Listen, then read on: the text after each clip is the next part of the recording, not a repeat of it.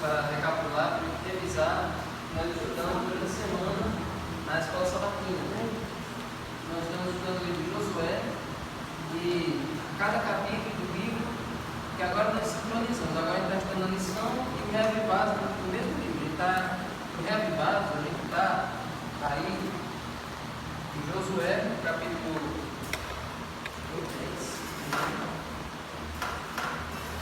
19, não é 12, né? 12, né? Hoje é 12, são reavivados. E na lição nós vamos recapitular o tema da quinta semana. Deus luta por vocês. Certo? Amém.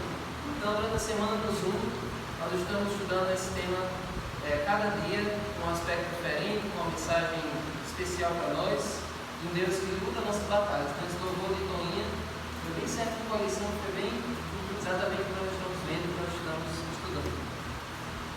Então, vamos para o verso para memorizar da semana, Josué 10, 42.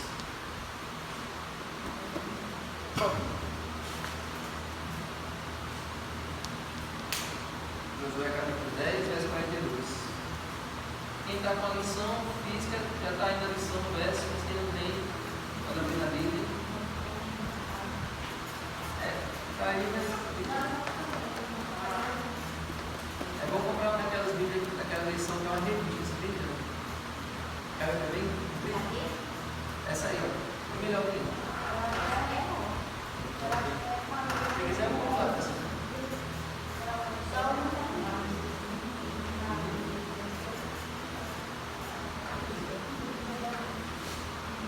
Olha só, diz assim: e de uma vez tomou Josué todos esses reis e as suas terras, porquanto o Senhor, Deus de Israel, pelejava por Israel. Amém?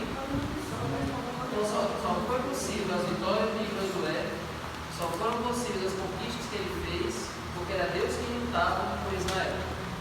Não era por causa da habilidade de Josué, não era por causa da habilidade contra Israel, que eles não tinham. Era porque era Deus quem dava a vitória, era Deus que ia lá lutando, vencendo, reino após reino, dentro de Josué. Agora, no tempo dessa semana, a questão dessa semana, a maior problemática dessa semana foi o quê? E quando Deus mandava Josué ir numa cidade, Josué chegar num lugar, no reino, ele teria que ir e destruir tudo, arrasar tudo. E aí vem alguns questionamentos, vem algumas perguntas. Por que Deus mandava destruir tudo? Por que era uma aniquilação geral? Por que era dessa maneira? Será que aquelas nações mereciam isso? Será que elas faziam por onde isso acontecer? Será que Deus mandou Josué destruir sem dar um tempo de oportunidade antes? Então, tudo isso nós estudamos durante a semana, nós vamos relembrar agora. Vamos lá, primeira questão. Os cananeus, o povo que morava lá, eles eram um povo bom, eram um povo mais ou menos, era um povo ruim ou era um povo péssimo? Vamos ver? Ruim para péssimo. Mais do que péssimo. Vamos ver aqui.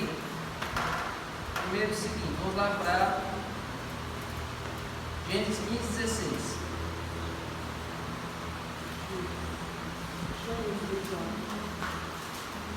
Vamos ver quanto tempo a oportunidade Deus deu para essas nações. Depois nós vamos ver o que essas nações faziam.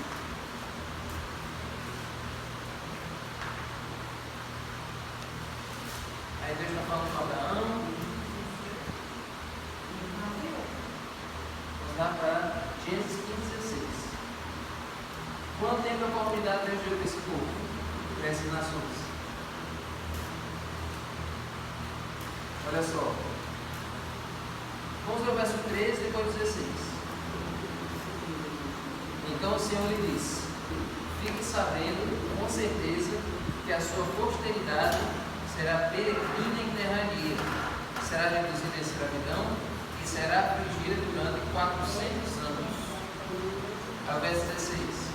Na quarta geração voltarão para cá, porque a medida da iniquidade dos amorreus ainda não se encheu.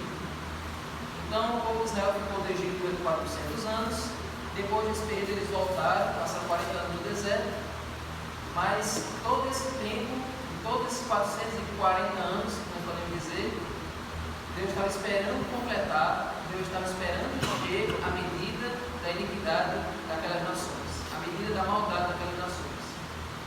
Agora, vocês perguntam, mas que maldades eram essas? Que pecados eram esses? Que iniquidade era essa que aquelas nações cometiam e que Deus foi esperando juntar, Deus foi esperando, dando tempo para eles mudarem de rumo, mudarem de atitude. Agora vocês vão conhecer o que é que eles faziam de todo mundo. Levítico 18. Levítico é o terceiro livro da Bíblia.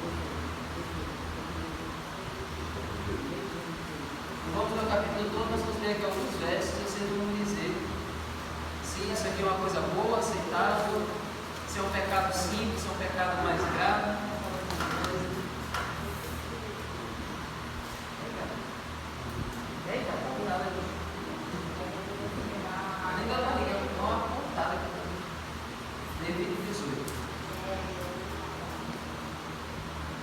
Olha só,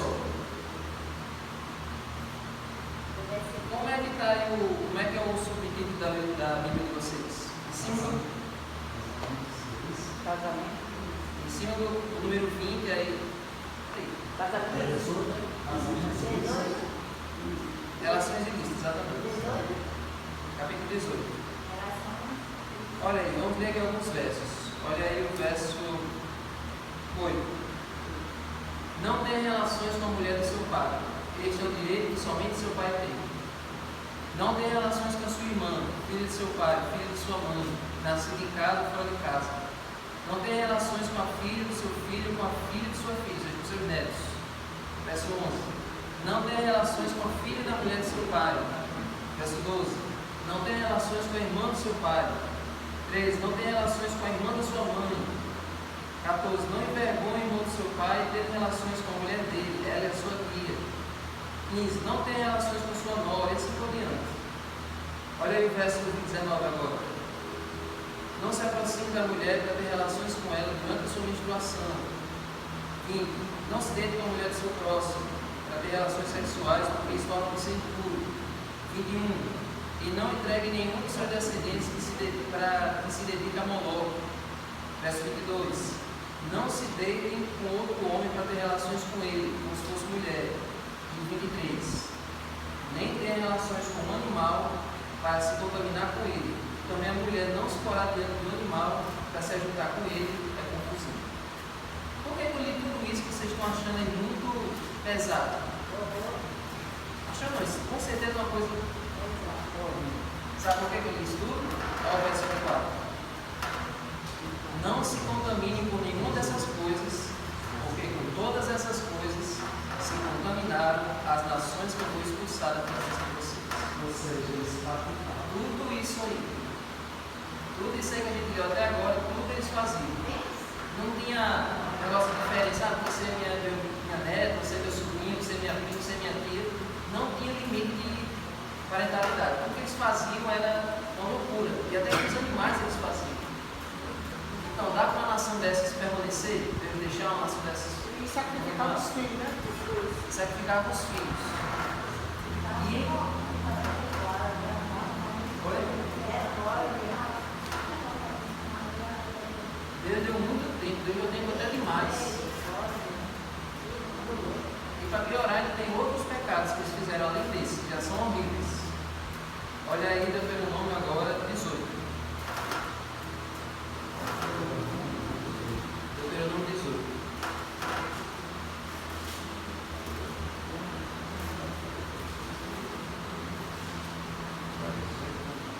Deuteronômio 18, 10 e 11. Além de todos esses pecados da carne, pecados sexuais, ainda tinha outros. Deuteronômio 18, verso 10 e 11.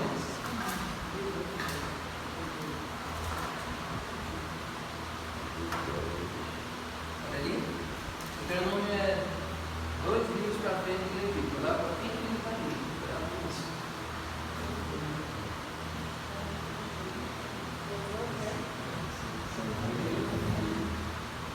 18, 10 e 11. Olha só. Que não exista entre vocês ninguém que queime o seu filho ou sua filha em sacrifício, nem que seja adivinho ou prognosticador. O que é prognosticador?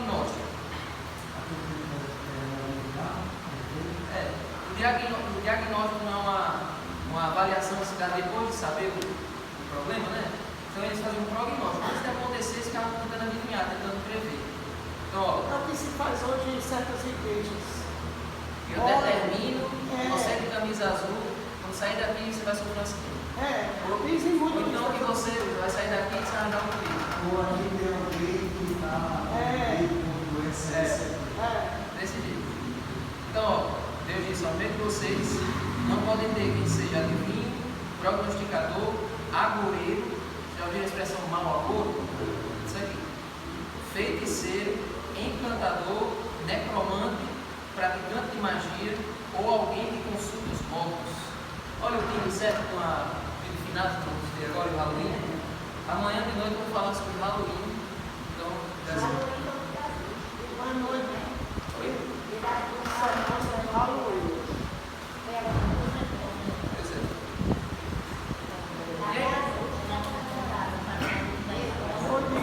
E aí, porque, aí olha só, olha o verso 14. Porque as nações dessa terra que vocês vão possuir ouvem os prognosticadores e os adivinhos, mas o Senhor, Deus de vocês, não permitiu que vocês fizessem tal coisa. Então, tudo de ruim eles faziam, tanto os pecados sexuais como pecados espirituais. Feitiçaria, consultar mortos, queimar os filhos. E esse sacrifício dos filhos é uma coisa, tem várias gravuras, várias pinturas que mostram mais ou menos como é que funcionava. Ficava lá aquele deus de bronze, com os braços assim abertos, e ele com uma boca assim, que era uma abertura para dentro dele, e ali eles colocavam o filho dentro da boca daquele deus, daquele ídolo, eles colocavam uma fornalha dentro daquele ídolo, e um ídolo de bronze com uma fornalha dentro, ficava aquela coisa incandescente, aquele fogo. Então eles jogavam os filhos ali dentro para morrer queimados dentro daquele deus de bronze. E quando jogavam dentro do ídolo, deixavam o braço assim, o braço também estava pegando fogo, uma chapa quente, e o filho morreu queimado nos braços do Deus bondoso. Então, essa é a realidade dessas nações. Quando Deus destrói, as pessoas acham que Deus é injusto. Já dizem que Deus no Antigo Testamento era cruel, que Deus no Antigo Testamento era mau, era carrasco, ficava matando pessoas, mandando destruir nações. As nações eram todas desse jeito, todo mundo fazia isso. Então, a destruição dessas nações foi totalmente justificada. Porque o que aconteceria se Deus deixasse esses povos para sempre, não fizesse nada com eles? O que poderia acontecer se Deus deixasse essas nações por conta? Os povos que ficaram, aí eles vão continuar todos mais. Alguém quer falar assim?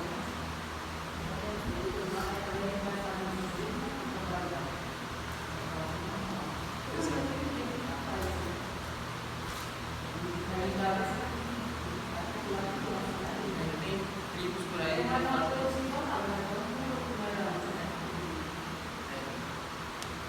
sim, ainda tem outro problema, ainda tem outra coisa ruim que eles faziam.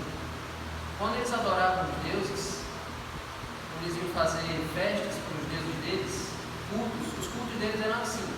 Eles construíram os santuários deles, os templos, nos lugares altos, nas colinas. E lá, todos eles iam para aquele templo, os sacerdotes, o pessoal lá conduziam o culto, e os adoradores. E lá eles faziam uma festa para que o Deus da fertilidade pudesse dar chuvas para regar a terra, né? Então, para que o Deus da agricultura pudesse dar chuvas e o Deus da fertilidade pudesse abrir a mata das mães, o culto da fertilidade era uma orgia de todos os adoradores e sacerdotes, todos ali, todos juntos. Então, era um culto para adorar aqueles deuses e também era um festival de moralidade ali. E os animais também. E os animais ali junto com as pessoas também. Então, assim eram os cultos aos ídolos daquela época. Então, tudo isso vocês estão vendo e vão ser vistos de Deus para a humanidade ter destruído aquelas nações. E Deus ainda deu 440 anos de oportunidade para eles deixarem isso, eles abandonarem isso. Mas eles foram rebeldes e rejeitaram todas as chances que Deus deu. Agora, gente, uma outra questão que a gente pode abordar aqui agora. Deus ele se mostrou como um juiz aí na segunda-feira. Vamos lá para o Salmo 7, verso 11.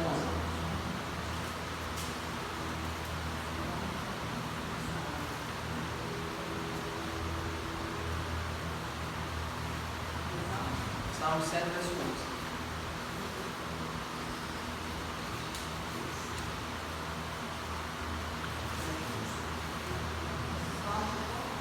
Salmo capítulo 7, verso 11.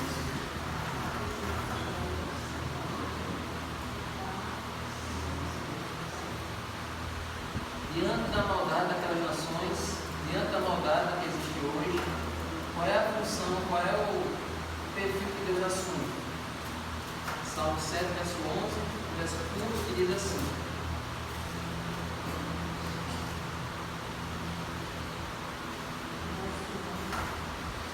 Deus é justo juiz, Deus que sente indignação todos os dias. Contra o que Deus sente indignação todos os dias? Contra o mal. Exatamente. Então Deus, ele assume esse perfil de juiz e todos os dias ele sente indignação contra o pecado. Então, se ele deixasse aquelas nações continuarem, aquelas nações iam perverter outras e corromper outras, e ia se tornar um inferno e a terra ia se tornar um lugar inabitável, se aqui se alastrasse pelo restante do mundo. Então, às vezes, Deus traz um juízo, Deus traz uma sentença para refrear o mal, para impedir que ele se alastre, para impedir que ele se espalhe. Então, gente, a santidade do caráter de Deus significa que ele não tolera o pecado. Ele permitiu que aqueles 400 anos aquelas nações continuassem para ver se elas se arrependiam. Mas, olha, e está pulando isso aí.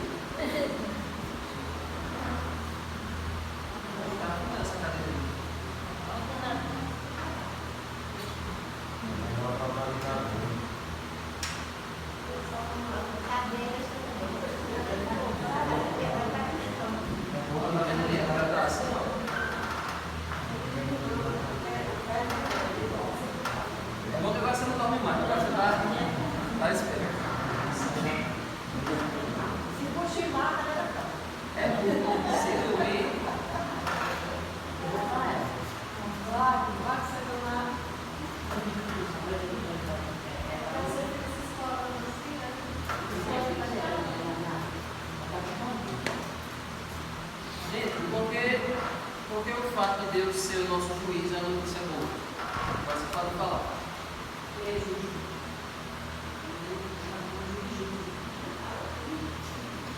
Porque vocês falam, vocês. Mas ele disse que é porque ele é justo. Eu fico feliz que Deus seja o nosso juiz, porque em cada juízo de Deus, ele aplica antes a misericórdia. Ele oferece a graça primeiro. Então, quando vem uma execução de juízo, ele já ofereceu a graça. Então, para mim, é um conforto. Porque eu posso acatar a graça, eu posso voar na graça. Então, eu fico feliz que Deus seja juiz para todo mundo. Porque ele não chega julgando assim aleatório. Primeiro, ele vai atrás da gente.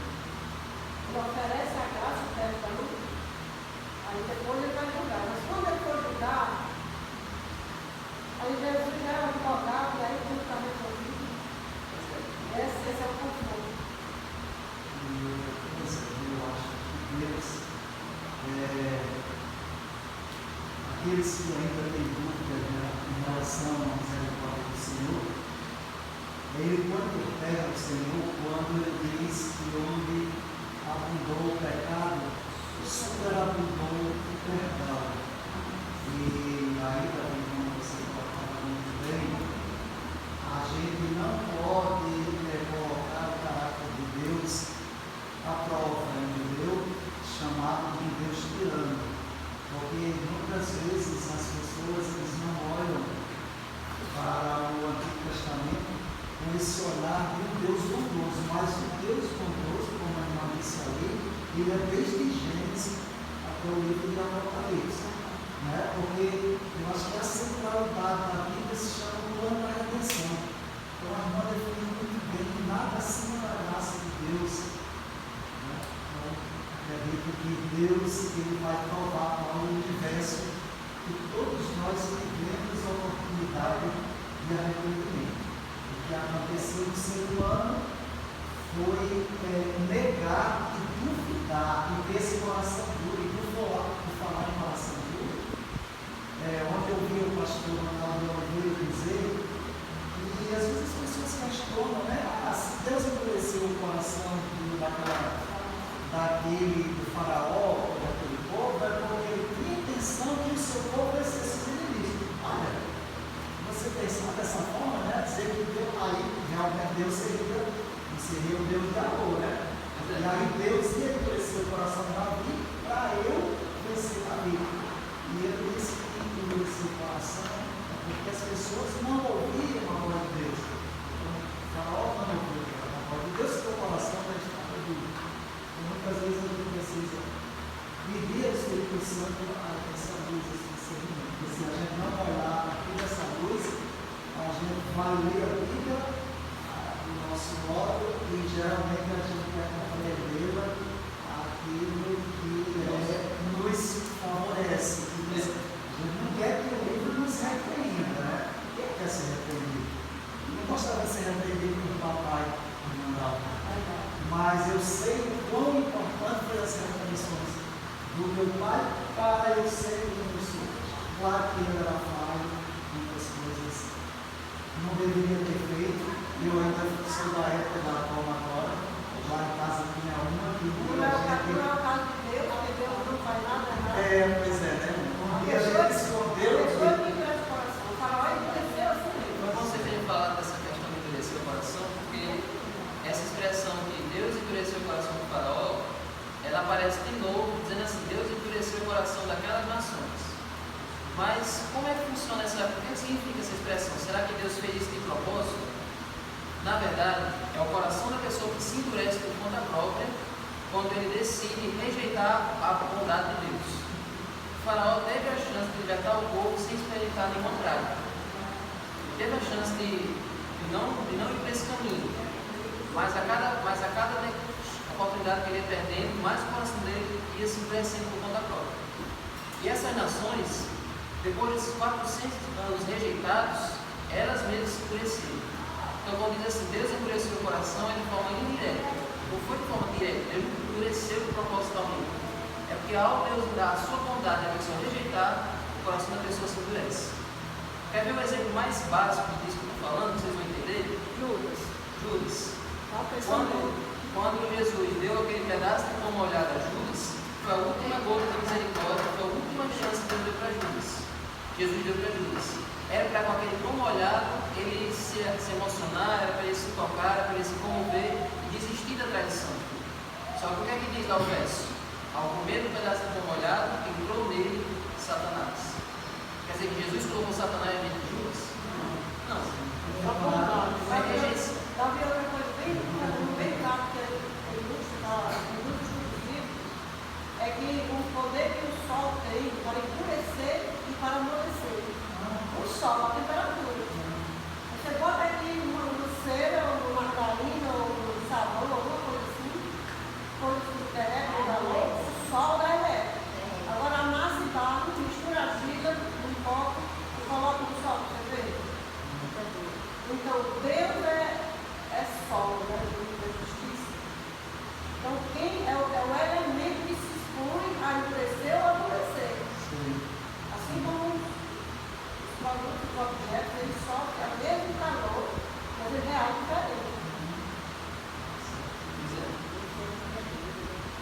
Agora, outra coisa que eu tenho que entender agora, dando seguimento aqui. Como Deus não tolera o pecado, Deus está sempre em guerra contra o pecado. Então, aquelas guerras que aconteceram em Canaã, elas nada mais é do que uma miniatura que representa um grande conflito. Todos nós aqui que somos adventistas, nós sabemos que existe um grande conflito cósmico, o bem e o mal. Esse conflito entre Deus e Satanás. Então, aquelas guerras ali em Canaã, aquelas batalhas ali, era só um episódio, era só uma luta dentro dessa grande batalha, dessa grande guerra, que é o bem contra o mal. Então, gente,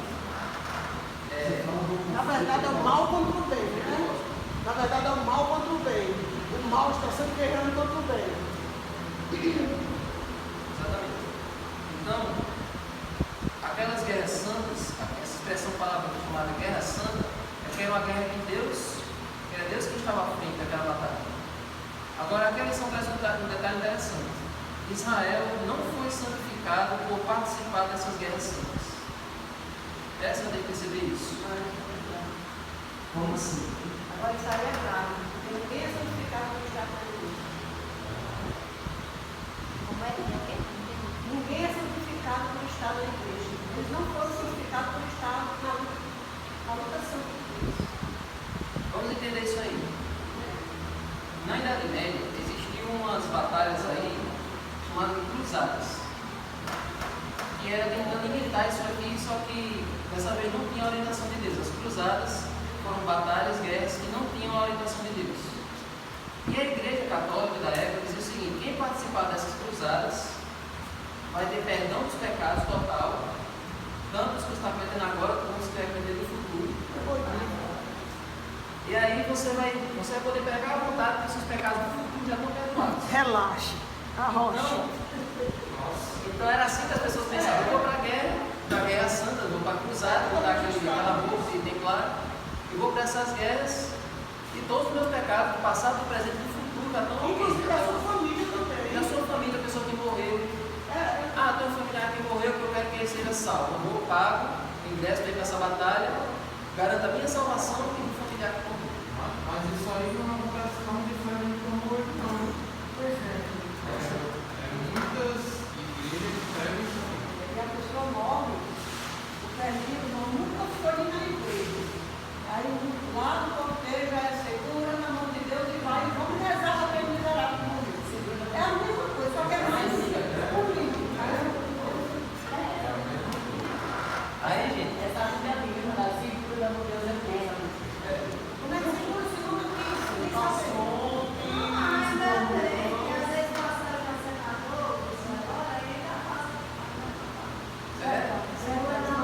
quando é essa, a sua família não tem nada a ver. Aí, ó, a lição diz: Israel não foi santificado por participar dessas guerras. O que quer dizer isso? Quer dizer que eles não eram mais santos do que aquelas nações. Era importante eles se lembrarem disso. Não é porque eles estavam lutando contra aquelas nações que eles eram mais santos, mais especiais do que aquele povo. Sabe por quê? Depois desse episódio aqui, depois que passou essas guerras aqui, o povo ele relaxou, pararam com a batalha, o povo relaxou e foram começando a copiar as nações que eles tinham tentado, que eles tinham acabado de destruir. E com o passar do tempo, a Bíblia diz que eles superaram em maldade aquelas nações. O povo de Israel, o povo de Deus, o povo escolhido, o povo que era o velhozinho de Jacó, que a Bíblia diz, com o passar do tempo, eles começaram a superar a maldade daqueles povos de Canaã. Vocês lembram disso que a gente leu aqui, da promiscuidade, da adoração aos ídolos e tal? O povo de Israel tinha uma tentação que não dá para explicar. Toda vez que eles se afastavam de Deus, a primeira coisa que eles faziam era sacrificar os filhos. Parece que eles não gostavam muito dos filhos, né? Toda vez que se afastavam de Deus, era a primeira coisa que entregava logo os filhos. E a expressão que aparece aqui, que era frequentemente. Não era hoje vou sacrificar lisando, hoje eu vou sacrificar lisando e depois vou relaxar. Não. Sacrificar lisando, depois de Ciel, depois Fernando, começava a publicar, depois por Elaine, era assim. Toda vez.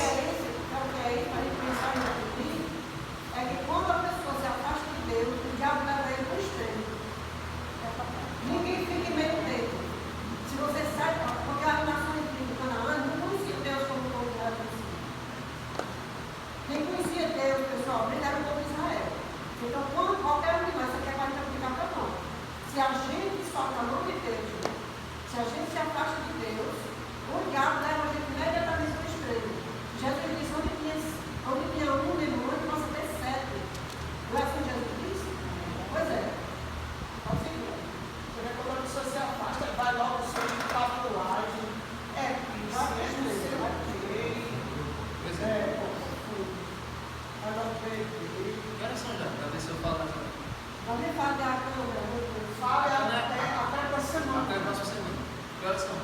Falta 15. Então vamos para esse outro ponto aqui. Vou deixar. Aqui tem mais um ponto, mas eu vou para esse próximo. Mas dentro desse contexto que você está falando, tá? Porque ele não era legal do que era coisas, tem raro que era de lá. Calma, calma. Agora, ó. Você fica dando spoiler. É a mesma coisa de hoje em dia. Deixa a novela ser. É porque às vezes a gente passa muito tempo no domingo na segunda, aí a terça, quarta, quinta tem um cara de coisa boa que você fala, e você fica me cobrando depois. Eu não falei, aí dá certo. E é porque você me pega na foto todo dia, né? Você aqui Quando assiste sai o do Zoom, Zoom, né? ele é o pai do Zoom. A pessoa fica querendo mais. Então, quando eu digo, quando eu saio do Zoom, quer dizer, quando todo mundo vai saindo do Zoom, eu fico esperando quem vai sair comigo. Aí fica só Manel e nem Freze, e eu todo mundo no Zoom. Nós temos uma anfitriã. Sei não. Devia continuar mais pessoas. Olha o que sua mãe falou. Ele gosta de olhar para a tela preta assim. Não faz nada. Por isso que estuda.